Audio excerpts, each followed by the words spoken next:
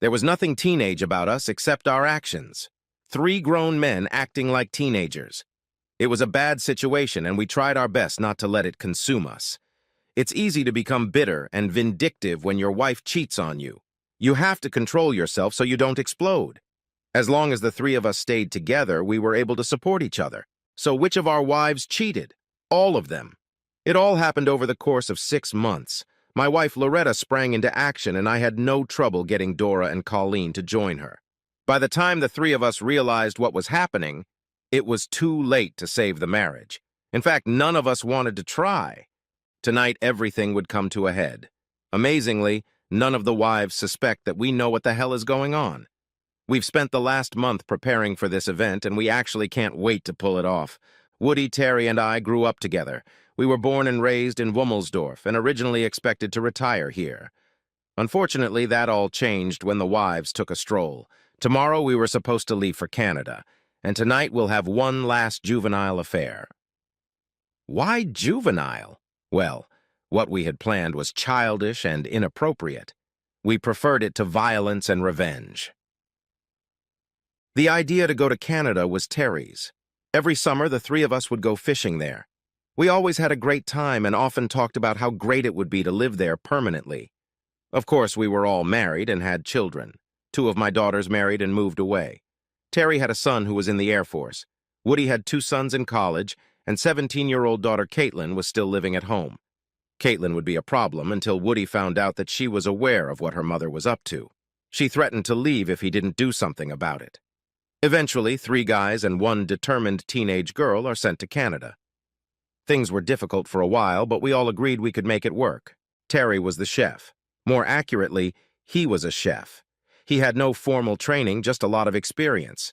He and Dora had owned a small family restaurant for the past 10 years. Or rather, they owned the restaurant until Terry sold it last week without Dora's knowledge. I don't know how he pulled it all off, but he walked away with $100,000 in cash. When he added that money to what he'd withdrawn from the bank and cashed in on insurance policies, we had a pretty good starting capital. Woody owned a machine shop with his brother Glenn. Glenn had been trying to buy Woody out for a few years, so this was another easy $100,000 in the piggy bank for the move. He got almost half that amount for his 1964 Vet. Today he cleaned out all his bank accounts. I was the only one in the whole company who went to college. I didn't have a business like the other guys, but I had over $250,000 in investments. I made good money working as an electrical engineer, and I invested wisely. Even in a bad market, I was able to stay afloat. Liquidating the property had taken a couple weeks, but now everything was ready to go. In total, we had about $1 million. We had originally wanted to buy a fishing lodge, but then we relented and settled on having guests be able to get to it by car. It ended up costing us almost $500,000, but we were happy. We had enough money left over to start a job and support ourselves for at least 4 years. If we made money, things would be even better. We had all our things packed and ready to go. Tomorrow morning, the caravan of 3 cars was leaving for a new life in the North Woods. It sounded about as exciting as Little House on the Prairie. Loretta worked in the claims department of one of the big insurance companies in the area. Somehow or other, she had gotten close to her boss, Raymond Upright. To go out with Raymond in the evenings, she talked Dora and Colleen into filling in for her. The girls would go out together for dinner and drinks or some house party so that Loretta would have a chance to meet Raymond at his house. It went on like that for a few months, and then Raymond set up a date with Colleen. The girls didn't want to leave Dora out, and after a couple weeks, she too had a steady escort. So now, every Wednesday night, the girls would have a date night, and the guys would play poker. The 3 ladies and their companions spent their time having wild, passionate sex in Raymond's suburban home. We never found out if an exchange took place there, but it didn't seem important.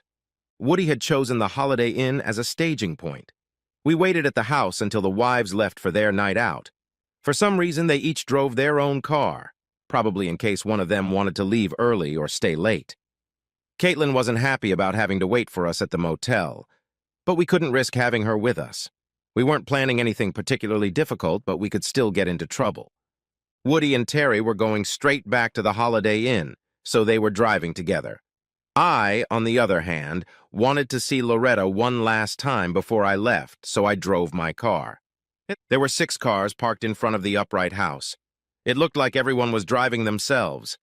About a half hour after we arrived, the light came on in one of the bedrooms and then went out again.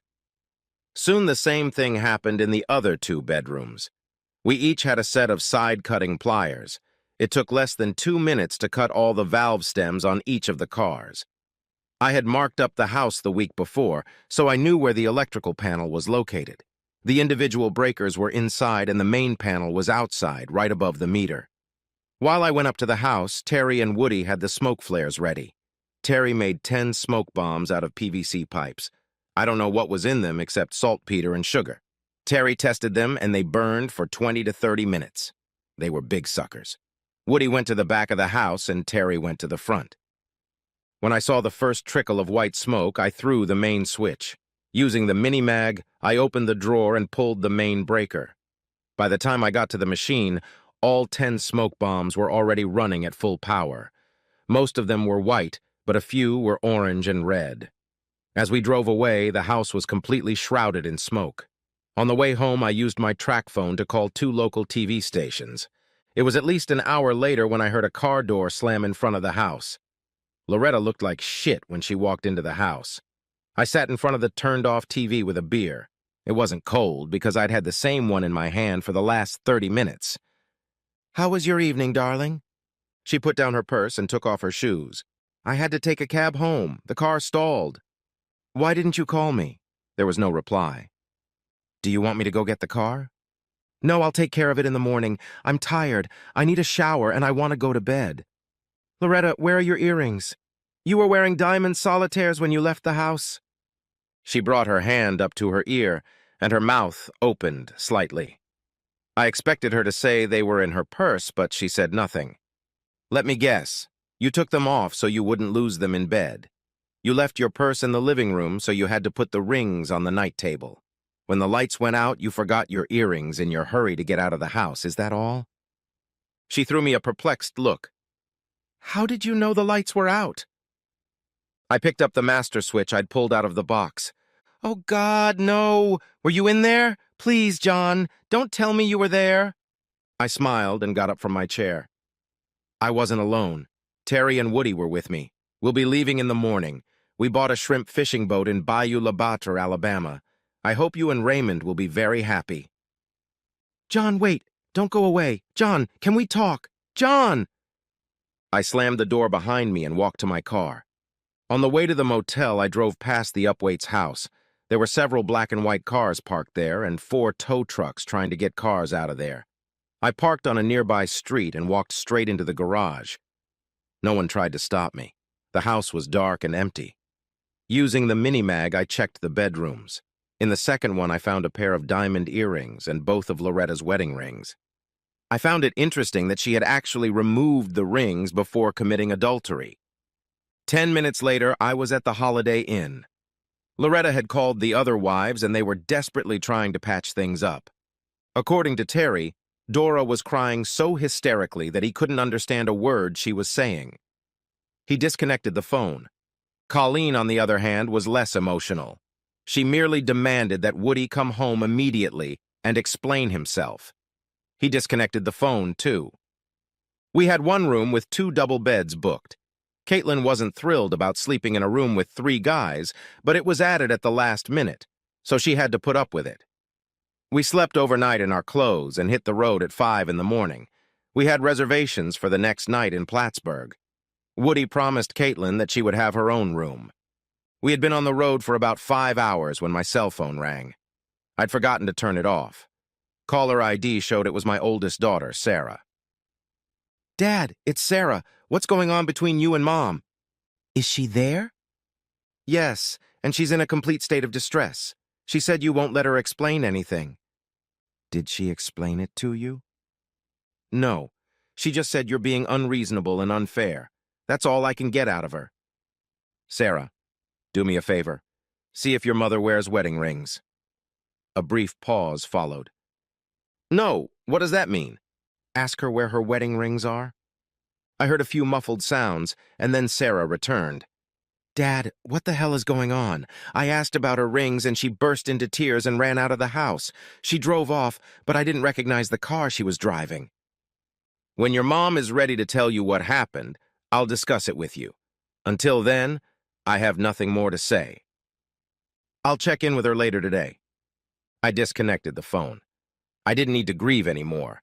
The divorce papers would be served to each of the wives at noon today. Raymond Upright will receive the attachment papers, as will Carl Wilcox and Dennis Roswell. Our mutual attorney, Seymour Schlamp, has promised to keep us informed as long as he is able to contact us. Seymour went to the same high school as us and is proud to be a part of our revenge. It's not really revenge, just a way to get away from the problem. 2 days later, we settled into our new home. Hopefully our wives were expecting us to go to Alabama. It would be easier if no one came looking for us. Terry was excited about the kitchen, his new empire. The lodge was closed for 2 weeks so we could get settled in. A few of the old employees lived with us during that time. Woody had his hands full. He had very little free time to keep an eye on the boat motors and generators at the lodge. Kathleen agreed to wait tables and do the cleaning, but since she wasn't a co-owner, she wanted to be paid. How could we say no? By the time the first guest arrived, we had everything ready. Terry made the menu and filled the pantry. Woody adjusted all the boat motors. The overall running of the place fell on my shoulders. I gladly accepted the challenge. Experienced fishing guides from the locals were eagerly waiting for guests. How much they earned depended on how successful their trip would be. We didn't have to worry about that. When I had the opportunity, I worked on building a website for the lodge. The better the website, the easier it would be to fill the rooms. Terry, Woody, and I were fishermen. When fall came, we would have to start providing services to people interested in hunting or something else. At this point, we had no idea what we were going to do. We decided to cross that bridge when we got to it. Things were going great at the lodge. But things at home weren't. Seymour called to give us the news. Dora was the only one of the wives to sign and return the divorce papers. She didn't want a divorce, but felt obligated to do everything Terry asked her to do. However, she became a recluse. She spent most of her time in the house and did not want to socialize with anyone. Colleen disappeared along with Dennis Roswell. Seymour couldn't even serve them. No one knew where she was. Seymour saved the worst news for last. Loretta refused to sign the divorce papers, so Raymond Olette moved into her house. Our house. So much for the repentant wife. For the next few days, I was useless at the cabin. Finally, Woody and Terry sat me down at the table and insisted that I come home and straighten things out. I didn't wait until morning.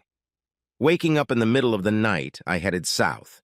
It wasn't fair to the boys if I didn't do my part. I had to make things right. Of course, halfway through, I broke down. I'm not a marathoner. I rented a small room and called Seymour. I told him to sue Continental Paragon Insurance Company for $1 million with a caveat. If they fire both Loretta and Raymond, I'll drop the suit. Seymour grumbled a little because he knew what option they would take and he'd seen big money fly out the window. I told him to bill me for the hours and hand me the papers tomorrow at noon. I got up early and hit the road. By 8 o'clock, I was sitting in front of the house, hidden from view. 10 minutes later, the garage door opened, and Loretta and Raymond drove off to work together. It seemed natural, and that pissed me off. It was time for more teenage antics. I stopped at Kroger's and bought a half-dozen cans of red beets and a pack of rubber gloves. By then, my favorite Eastern market was open. My first purchase was 5 pounds of what is commonly referred to as stinky tofu. In the frozen food section, I bought 5 bags of frozen skinny fish. I don't know what they are actually called. We bought them for bait because they smelled so bad. We just called them skinny fish. The last thing I bought was a couple durian fruits. Durian fruit is considered the worst-smelling food in the world. I was sure I could figure out how to use it. 30 minutes later, I was back at my old house. By my calculations, I had about 3 hours to do everything I needed to do. The first thing I needed to do was to use the skinny fish before it started to thaw. All I needed was an ordinary screwdriver. I went from room to room and removed the cover of every electrical switch and outlet. Behind each light fixture, I lowered 2 skinny fish into the wall. Each room took me about 10 minutes. After an hour and a half, I ran out of fish. The sticky tofu was soft and mushy. It spread out like butter. I used it on the top and bottom of the mattresses and all the furniture cushions. The odor penetrated the fabric and would not come out. I had to use a kitchen cleaver to cut the durian fruit into pieces. Wow, it smelled rotten. I stuck a piece in each of the heating and air conditioning ducts in the house. I went around to inspect my work. I carefully replaced all the appliances so they couldn't figure out where the odor was coming from. Satisfied with my efforts, I dripped red beet juice on every carpet in every room. No stain remover could get it out. I finished up in the house. Before I left, I went to the garage and opened the breaker panel. I removed each breaker and then the main breaker. I pulled the panel out and used my trusty screwdriver to unscrew each connection. It was an electrician's nightmare, especially since I took the panel and breakers with me. My work here was done. Now they could take the house. In 30 minutes, all hell would break loose at the Continental Paragon. It was time to leave. For some reason, I felt I had to stop and see Dora. She let me into the house and offered me coffee. I felt obligated to accept. She asked how Terry was doing, but didn't offer anything else. We sat in silence until I finished my coffee. I asked if there was anything I could do to help her, and she left the room crying. As I was walking toward the door, she called out to me. "John, tell him for me. Please tell him for me." "Tell him what?" She came back, crying again. I had a hard time understanding her. "I didn't sleep with him, John. Tell Terry I didn't sleep with Carl. I did some other things, but I didn't sleep with him." "What do you mean by other things?" "Well, you know, he kept hitting on me. I had to do something to make him stop. I didn't even want to be there. Colleen and Loretta made me go. They thought that if I did too, I wouldn't say anything. I felt trapped. I just stood there. I didn't know what to say." "Please, John, tell Terry I didn't sleep with him. I love Terry, and I'm sorry I let Colleen and Loretta talk me into going with them. I don't know what to do. Help me, John." I nodded at her and walked away. She was truly remorseful for what she had done, but she didn't know how to make things right. Before heading back to the cabin, I looked in on Sarah. She wasn't talking to her mother anymore. Loretta had never told her what had happened, but she had somehow found out. When Sarah met with Loretta, there was an argument that was never resolved. More damned grief. I was just outside of Plattsburgh when my cell phone rang. It was Loretta. Sarah must have given her my number. "John, you son of a bitch, what the hell did you do?"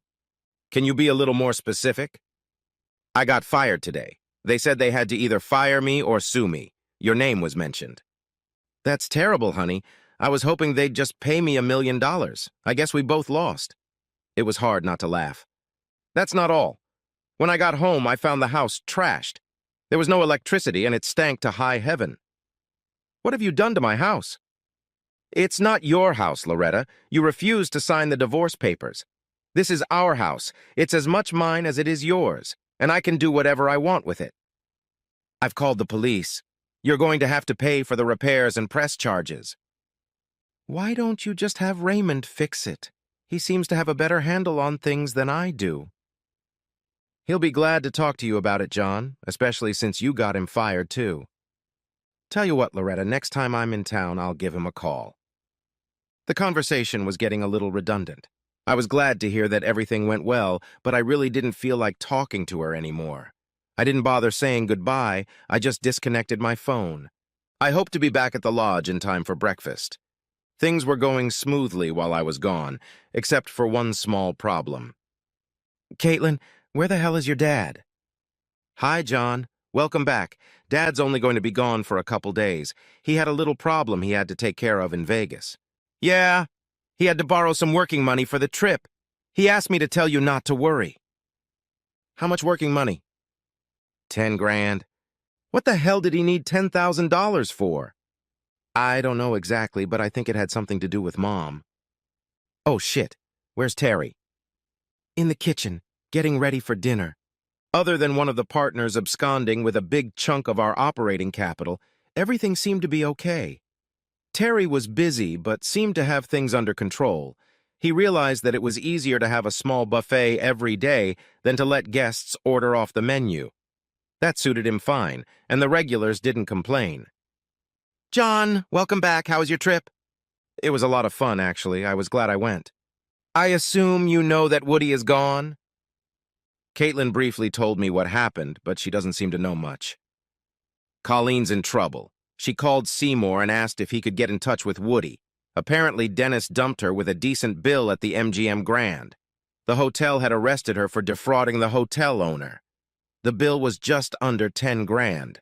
She is being held at the local jail until the bill is paid. She's facing jail time if nothing is done soon. You're not saying Woody is going to use our money to pay the hotel bill for Colleen and her boyfriend? I don't think so. He was smiling as he left. He might have something up his sleeve. I hope so. We may need that money for the winter.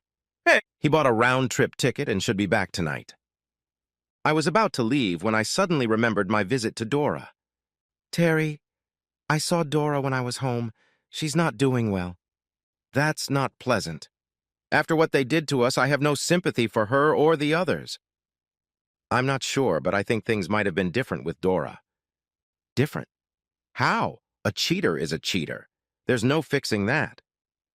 Loretta and Colleen could have pressured her to join them. I don't think she wanted to, but she felt she was being forced. Is that what she told you? Not exactly, but she wanted me to be sure to tell you that she didn't sleep with that guy. Then what the hell was she doing there? I didn't answer him. There was a brief pause in the conversation before he started putting two and two together. Oh, shit. Don't tell me.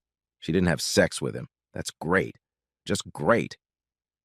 She said she felt like she had to do something. She insisted I tell you she didn't sleep with him. Apparently, Loretta and Colleen really nailed it.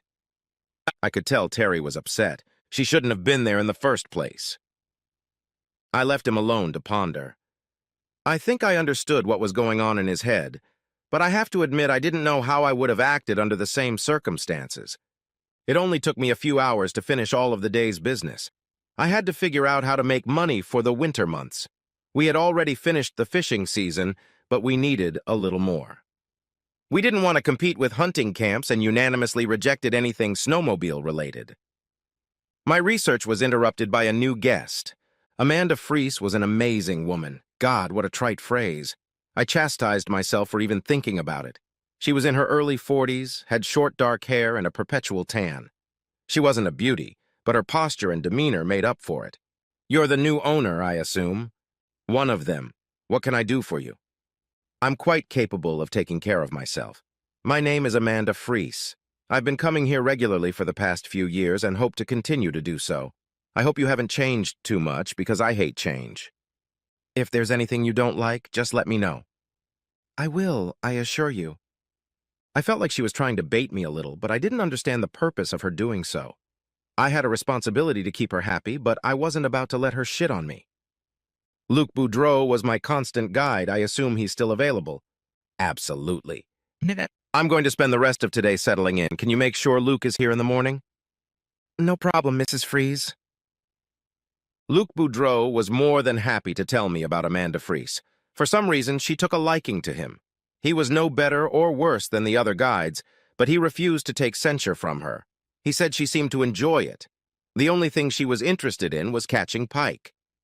This was strange, for she came from Burlington. There were plenty of pike in Lake Champlain. She had no reason to come to us.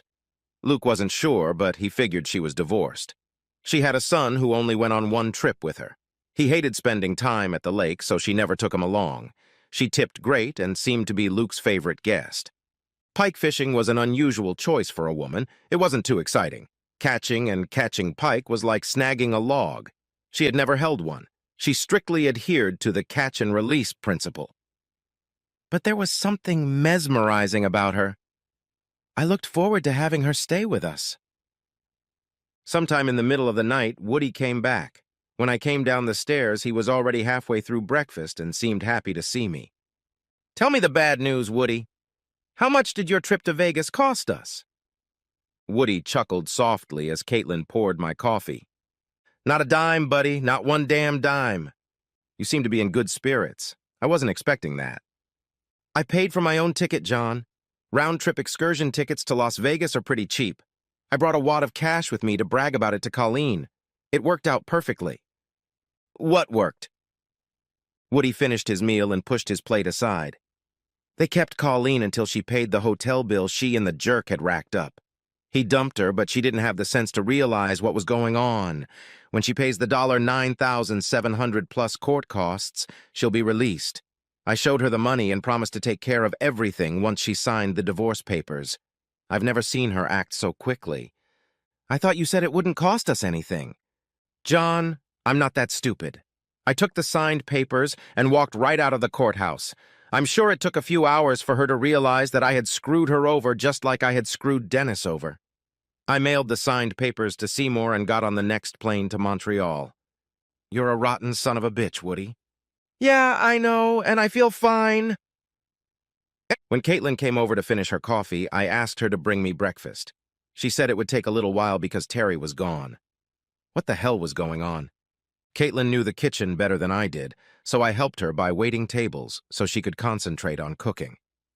Luckily, the breakfast crowd was spread out over several hours. I cleaned up the kitchen while Caitlin did the chores. The lunch buffet went a little more smoothly. It was easier to be a busboy than a waiter. Caitlin again did a great job preparing the food. There was no doubt that we needed more help. After lunch, Luc Boudreau was waiting for me in my office. This was not a good sign because I didn't want to lose him as a guide. Mr. Mercer, I need a minute of your time. Is something wrong, Luke? If so, I'll do my best to fix it.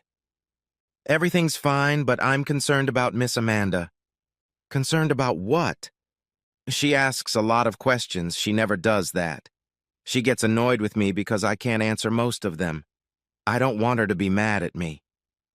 What kind of questions? Mostly about you and why you bought the cabin. She's asked where you're from and about your wife. I can't answer any of those questions. She's never done this before? Hell no. She's never talked to me before at all, except about the pike. Anything else? She asked a lot of questions about a young girl, the one doing the farming. Caitlin, why would she ask about her? Luke only shrugged. He felt awkward about the whole situation, so I thanked him and he quickly left. He looked relieved and satisfied with the conversation. Woody took care of dinner. He set up some grills on the porch and all the guests cooked their own steaks. The weather was cool, but everyone seemed to enjoy it, even Amanda Freese. The beans, coleslaw, and garlic croutons were an easy accompaniment. Woody and Caitlin were cleaning up, and I noticed Amanda Freese sitting by the fireplace with a glass of red wine. It wasn't cold enough yet for a good fire, but the small fireplace looked nice. May I join you? She didn't answer anything but moved over on the couch to make room. That was a good sign. I had no idea what I was going to say next. Is Luke here to see you? She was anticipating my visit. Did you ask him to? Not exactly, but I gave him a little nudge, so to speak. You baited him? In a way, it became obvious that Luke didn't know any more about you and your staff than I did. It would have been awkward for me to approach you directly, so I hoped he could interest you enough to get you to come to me. Are you a very conniving woman? Is there a purpose to your madness? She finished her wine and laughed lightly. I held out my hand for an empty glass, which she readily handed to me. A few minutes later, I returned with the bottle and 2 glasses. Now that you no longer feel awkward, do you have any questions you'd like answered? A few. I'll offer you a deal. I'll ask you a question for everyone you ask me. That's not fair. I have a right to privacy and you don't. Wouldn't you rather just sit here and enjoy the wine and fire? No, I want answers. You're very argumentative. Yes. Are you married? Not fair. You jumped in with a question when I wasn't looking. I don't know if it was wine or a joke, but we both got comfortable. Yes, or rather, I was. I'm currently in the process of getting a divorce. She nodded when I replied and took a sip of wine. My turn. Are you divorced? You asked that question backwards.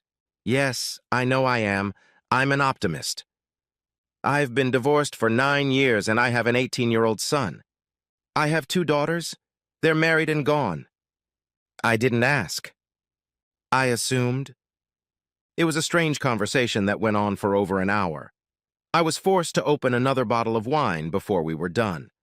Amanda eventually excused herself because Luke was expecting her at 6 a.m., and she proudly stated that she was never late. I looked forward to spending more time with her. The next morning brought a few unexpected surprises. Woody and I went down to breakfast together and were surprised to find that our new waitress was none other than Dora. Woody and I smiled at each other as we greeted her. Neither of us made any smart remarks and tried our best to act like nothing unusual was going on. At one point, I caught Dora's gaze and she quietly said, "Thank you." I just nodded. Later that morning, Seymour called. Loretta had agreed to sign the divorce papers with one caveat. She wanted to be released from all obligations associated with the house and for me to become sole owner. The house was trashed, but there were still some good bones in it. I advised him to proceed. I was 600 miles away from the house, but I was confident I could work something out. It was nice to see the positive results of a silly, childish prank. What really struck me was that she hadn't tried any of the assets she had accumulated. She only knew about half of them, but it was odd that she willingly walked away without demanding anything. Terry looked into the office and winked at me, but nothing more. He was a better man than I was, and I felt good for him. Amanda Freese took her mind off fishing in the afternoon. She was in the main area of the lodge with Caitlin. I glanced over to them a few times, trying to see what was going on. At times, Caitlin seemed a little flustered with the older woman, indicating that they were not talking about something, but she wouldn't leave. For the rest of the day, I had a hard time concentrating.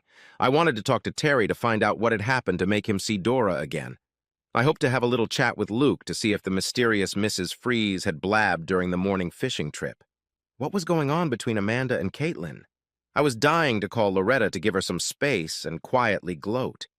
I was sure Dora wanted to talk to me, but in a way that wasn't obvious. Damn it, I'm turning into the world's biggest busybody. Suddenly I found myself laughing at the silliness of the whole thing. Woody stopped by with a couple bottles of cold beer and broke the spell. Terry was not happy that we had used up all the steaks and ruined his menu for the rest of the week. The beer turned out to be very tasty. Woody and I decided that we would not ask Terry about what was going on with Dora. When he was ready, he would tell us himself. Shortly after Woody left, Luke came by to let me know that Mrs. Freese was in a great mood that morning. She hadn't caught many fish, but didn't seem upset about it. As he left, he smiled and winked at me. I wasn't sure what that meant. Amanda Freese always sat alone during meals. I tried to avoid casual contact with guests, but today I decided to impose myself on the mysterious woman. Actually, she wasn't so mysterious anymore, just interesting. "May I join you?" "Sure. I haven't placed my order yet." "You weren't out this afternoon?" "No. I wanted to talk to Caitlin. I should have asked her father's permission first, but I was hoping it would be casual." "And how did that turn out?" "Not too well, I'm afraid. I wasn't able to explain things the way I should have. I hope I didn't make too much of a blunder." Dora interrupted the conversation to take our dinner order. We chose one of 3 entrees and the rest of the meal was seasoned. Terry knew how to keep things simple. "What exactly were you trying to do?" "Last night I told you I had a son. You mentioned it, but didn't elaborate. Jason is very smart, handsome, and physically fit, but he has one problem. His father has mentally abused him since he was an infant. Although he always excelled at whatever he took on, his father was never satisfied. The constant bullying and belittling robbed him of his self-esteem and confidence. He stutters and avoids socializing with others, whether adults or his peers." "I assume that's what caused the divorce?" "Absolutely. I also have a restraining order prohibiting his father from having contact with him even after he's of age. I have good lawyers." The conversation paused for a moment as Dora served us our food. "Luke said Jason came to the cabin with you once?" "Yes. I was hoping it would help him relax, but he hated the lake and fishing. Since then, he stays with my sister when I visit." "Are you uncomfortable leaving him alone?" "Yes, but I think it's necessary. I don't want him to depend on me. At some point, he's going to have to become independent. I try to stay away a little longer each time to reassure him. Unfortunately, leaving him with his sister doesn't help much." "I think I see where this is going, but why Caitlin?" "She's the same age as Jason. She seems poised and confident. She works hard. Other than that, I don't know much about her. She's attractive, and people seem to feel comfortable around her. What exactly did you expect her to do for you? Or should I say Jason? All I wanted from her was to spend some one-on-one time with him. I was hoping I could bring him here for a few weeks and maybe he'd open up a little. In 6 weeks, he's supposed to start school at Princeton. In his present condition, he won't be able to go.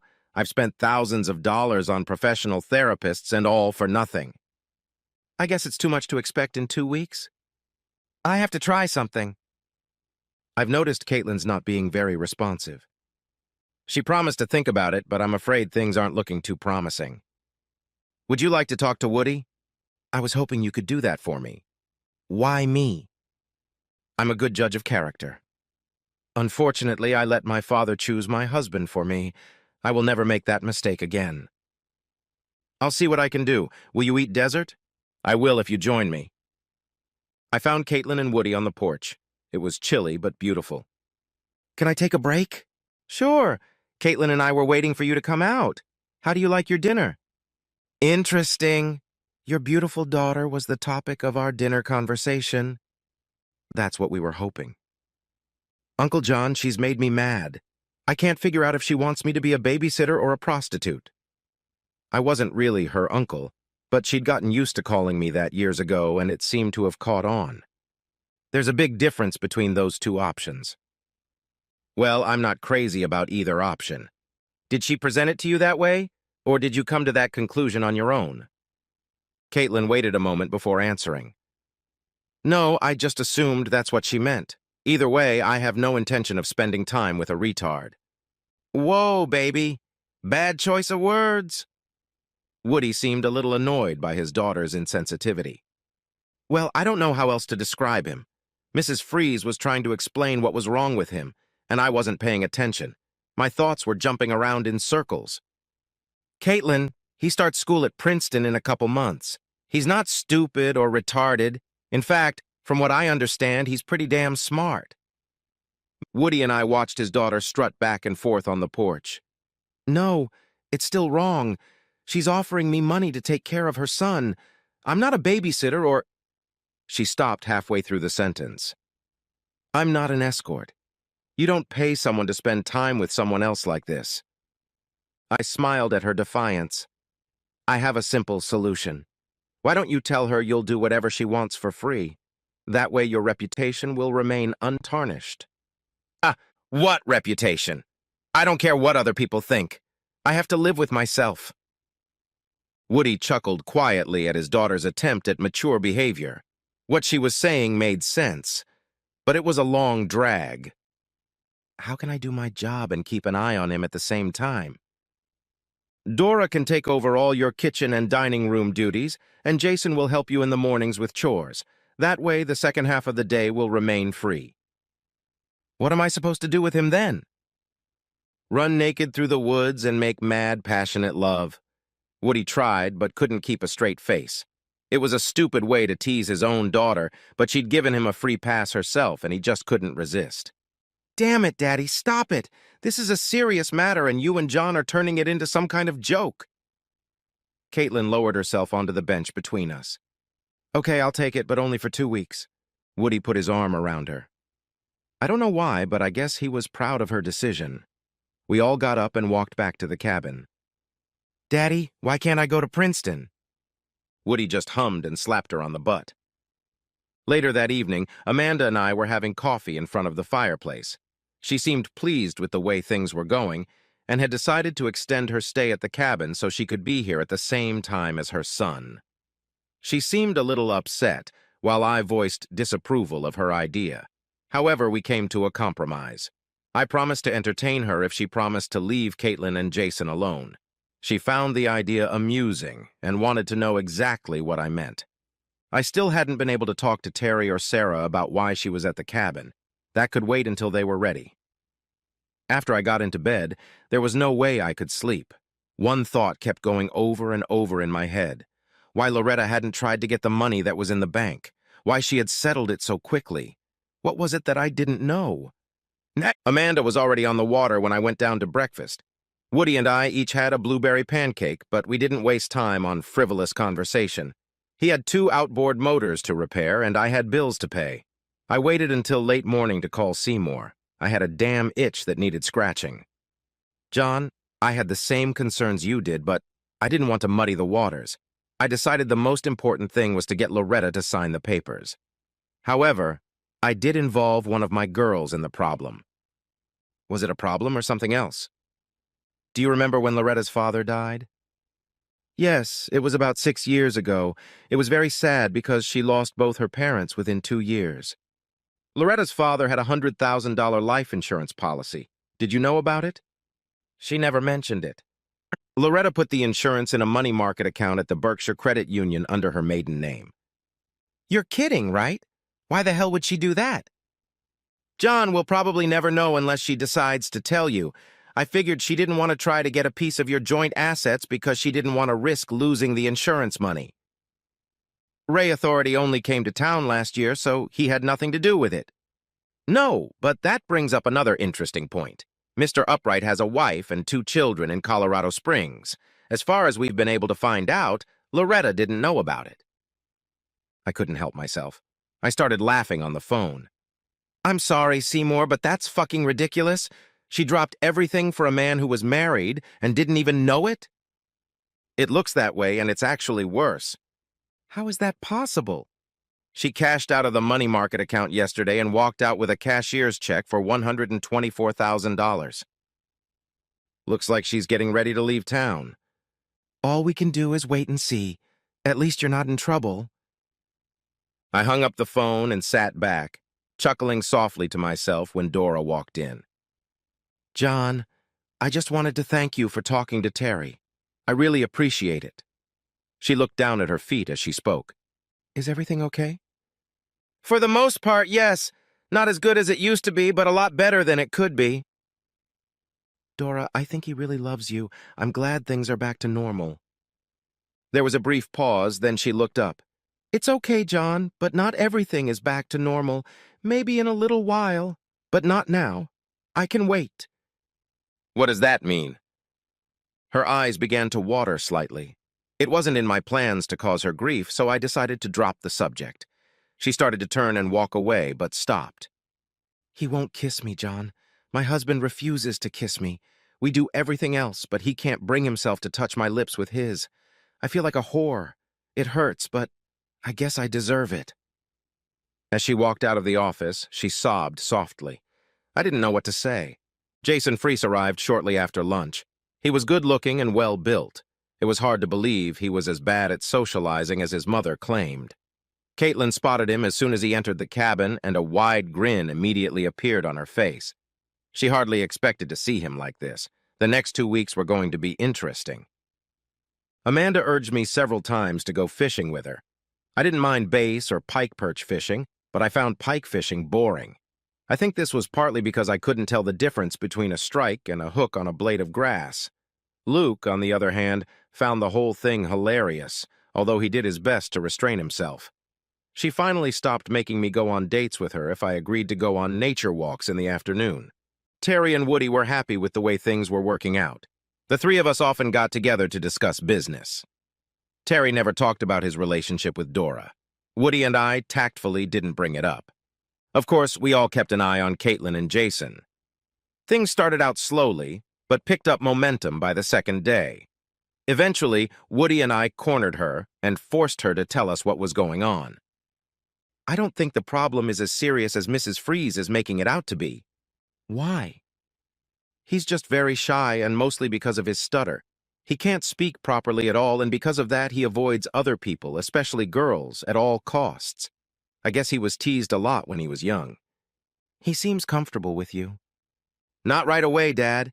Things are getting better now, but I think it will take more than 2 weeks.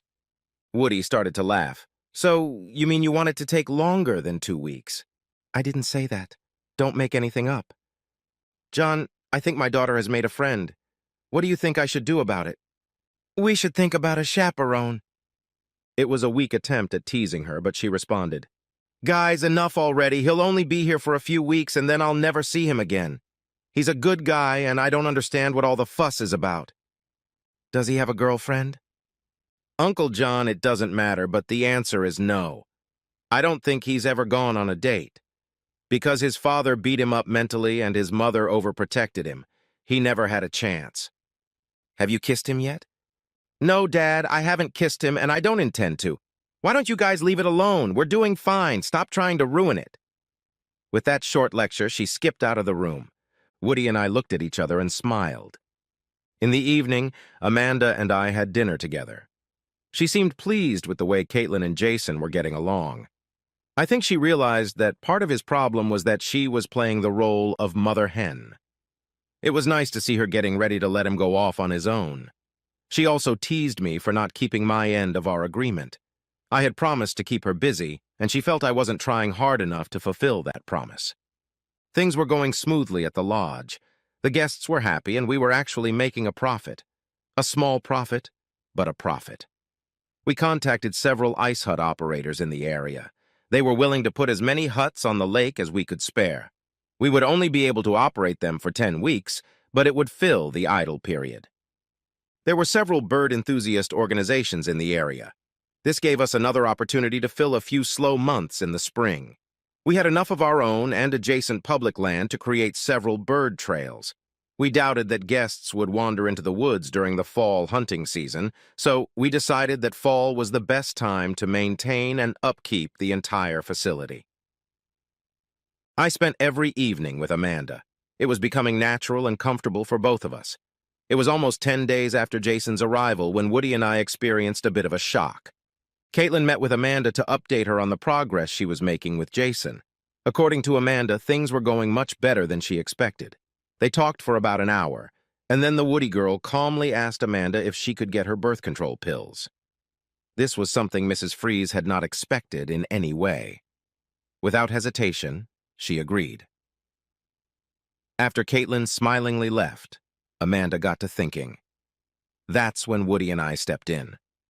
Amanda didn't mind doing what Caitlin asked, but she didn't want to do it without Woody's approval. This is something a father shouldn't have to go through. Mothers were put on this earth to take care of situations like this. Amanda and I tried our best to assuage Woody's anxiety about the request. Reluctantly, he agreed that it was for the best. It turned out that Caitlin handled Jason better than either of us expected. The next morning, I got an unexpected call from Loretta. John, I need a little help. When I signed the divorce papers, I didn't ask for anything, well, in terms of money. Yeah, I know. But now I'm in a bind, and I was wondering if you could spare me a few $1,000s. It was obvious that something had happened in the last few days, something bad for my soon-to-be ex-wife. I don't understand. I thought you had a lot of money. What do you mean, John? I didn't take anything from you or from my accounts. No, I meant your father's insurance. There should have been enough there for a long time. There was a pause on the other end. John, did you know about the insurance? Of course I did. I'm not that stupid. What happened to all that money from the money market account? Oh my God, John, I'm so ashamed of myself. I did a stupid thing. What stupid thing, Loretta? Raymond and I opened a joint bank account using a cashier's check I got at the credit union. Let me guess. Raymond is out of town and the bank account is empty. Yes, and I don't know what to do. John, I need your help. Are you going to go and get the money back? What do you mean? Where? I have no idea where he is or where he might be going. I assume he's going to Colorado Springs to see his wife and kids. There was a long silence. Is he married? Yes, and he has 2 children. Why didn't you tell me? If you knew that, you should have told me. Damn it, John. I'm sorry, dear. I was under the impression that you wanted me out of your life. Now I realized she was crying. It was time to end the torture. Loretta, stop by Seymour's tomorrow. I'll call him and tell him to give you $5,000. That should be enough for a while, at least until you can get to Colorado and find a lawyer there to help you. John? Yes? Thanks.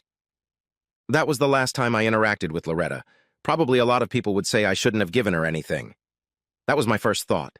She screwed up so badly that I just couldn't help but feel sorry for her. Jason's visit to the cabin had been going on for over a month now. It was going to be time for him to leave soon. Caitlin spent all her time with him and avoided Woody and me. We started joking about it. It was as if she was setting him up for his debut in our group. We were all briefly introduced to each other, but none of us but Caitlin spent any time with him. At one end of the main hall was a small library or reading room.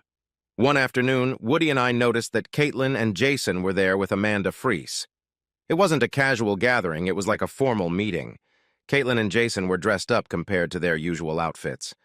Amanda noticed Woody and I watching them and smiled slightly at us. After about an hour, the kids got up and walked over to us. They both had big smiles on their faces. "Now it's your turn, Daddy. Mrs. Freese wants to talk to you and Uncle John."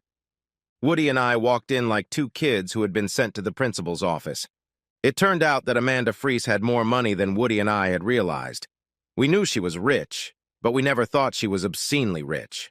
Amanda's father had donated a lot of money to her longtime alum, Princeton, so much that Amanda could very well get whatever she wanted out of it. All that remained was to get Elwood F. Perry's agreement that his daughter could attend Princeton, starting in less than 2 weeks. For Woody, this was a sure thing. Later, Terry joined the two of us on the porch. It was too chilly for beer, but we drank it anyway. We were trying to figure out if Caitlin really liked Jason or if she was just pretending to get a free ride to college. We didn't spend much time on that. Terry still hasn't told me about Dora. Woody and I knew that topic would never be discussed. Later that evening, Amanda joined me in front of the fireplace with an old-fashioned popcorn popper. The microwave made better popcorn, but it was more fun to make it in the fireplace. I even liked the burnt, crunchy kernels. I've never thought wine was appropriate for popcorn, but tonight it seemed special. It was the first night in a long time that I didn't sleep alone. We thought we were being careful, but we forgot that Caitlin was the one who made the beds in the morning. Amanda's unmade bed didn't go unnoticed. At breakfast, Amanda and I endured taunts from Caitlin. Later that morning, Amanda moved her things into my room. Jason, who was usually very quiet and reserved, winked at me during lunch. I figured I had his approval. WeatherGuard Recovery Enterprises had agreed to repair the trashed house for $14,000 plus a 5% resale profit. They specialized in rebuilding hurricane and fire-damaged structures. The entire contract was handled over the internet. I never saw the old house again and ended up with over $60,000 in profit. Sarah called me to let me know that her mother was able to recover almost all of the money Raymond had taken from her. Loretta left Colorado for Los Angeles. She planned to stay with her cousin. Amanda traveled with Jason and Caitlin to help them get settled in at school. They had spent the last 2 weeks sharing a cabin, so Woody had no problem agreeing to them sharing an apartment while they attended school. He realized that if he tried to do anything else, he would only upset himself. Before returning, Amanda stopped by her home in Burlington to pack the clothes and personal items she would need at the cabin. Her decision to stay full-time was greeted with joy by all of us, especially Dora, who had missed female companionship to death. Amanda was going to take over advertising and correspondence, 2 tasks I'd done but never enjoyed. To Luke's horror, Amanda had stopped coming down the pike. It seemed her obsession was over. Late in the fall, business slowed down as we were one of the few places in the area not catering to hunters. This gave us time to catch up and get in shape. Money was not a problem. We threw a small Christmas party with a tree and presents. Amanda hung mistletoe, and Dora was happy when she got her first kiss from her husband. After that, things seemed to normalize between them. Poor Woody was the only one who spent the holidays alone, but it didn't seem to bother him too much. He never heard from Colleen again. Although my divorce was finalized, Amanda and I never discussed marriage. Things were fine the way they were, and neither of us wanted to mess things up. Jason and Caitlin didn't finish their freshman year at Princeton.